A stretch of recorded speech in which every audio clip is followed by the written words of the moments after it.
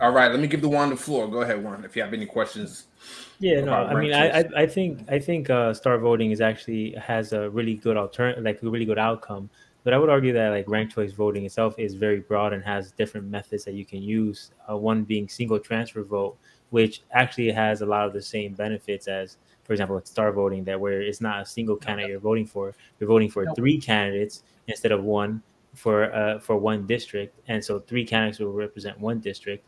And the how the candidates win is that they have to get equal amount of points of 100% divided by the amount of candidates. So that'd be they have to get 33% of the vote. So if one person reaches past that amount, then the overage will be transferred to the second choice of that person, and if that candidate passes the amount, the overage would be transferred to the third choice. So It reduces like waste, so that way you can't overvote, and if people undervote, then those votes will be expelled to the next person under them. So it has a lot of the same benefits no, it doesn't. without, and it's also mathematically impossible to gerrymander using single transfer No, vote. that's also not true. You're comparing apples to oranges. You're talking about proportional voting. You're talking about multi-winner. I was talking about single winner methods. There is a multi-winner star voting. There is a proportional star voting that actually satisfy one person, one vote. It's called vote unitarity.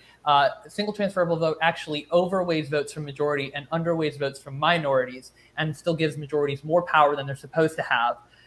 It was the best we had for proportional representation for a long time, but with modern voting science, it really doesn't hold up. We also have proportional versions of approval voting as well that also do better. But all three of those methods still have the same problem of none of them are precinct summable, which is that election security problem I was talking about earlier. And there are some really, really bleeding edge advancements in proportional representation that are precinct summable, specifically place voting, developed by Jameson Quinn, who went to Harvard to get a PhD in statistics in order to advance voting science.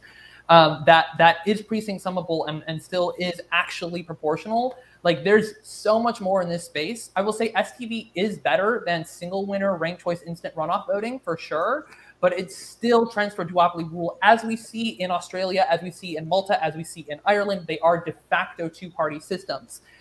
So like I just really want to highlight like the science here is like whatever Fair Vote is telling you, don't trust it.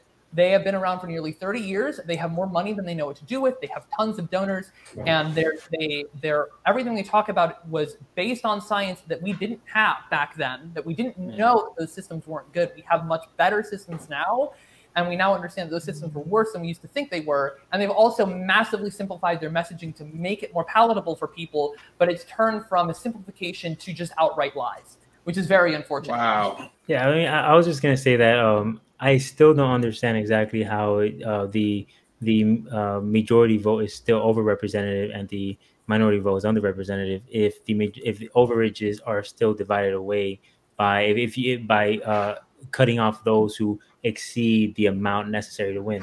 You can only get the amount absolutely necessary to win through through depending on how many people are running on in the district, and then once you exceed that amount, then those are divided to the candidates that they selected second and third. They don't waste votes by allowing people to get overages, because those overages are then divided amongst other candidates who they selected as their second and third choice. So I don't exactly see necessarily how they're still being overrepresented in the majority. Because the math is being done wrong. That's why they're using a Droop quota. I won't get into it right now, but I suggest looking up vote unitarity. It's going to be kind of technical, but vote unitarity will explain it. That's what it's about. Right. And that's a very recent concept that was invented in I think 2020, that we only understood the math very recently. But we now understand that single transferable vote overweighs votes, reduced range voting underweighs votes, and so now we have systems that actually weigh votes and give everybody one full amount of representation. Again, I won't get into it right now, but vote Yeah, of unitarity course.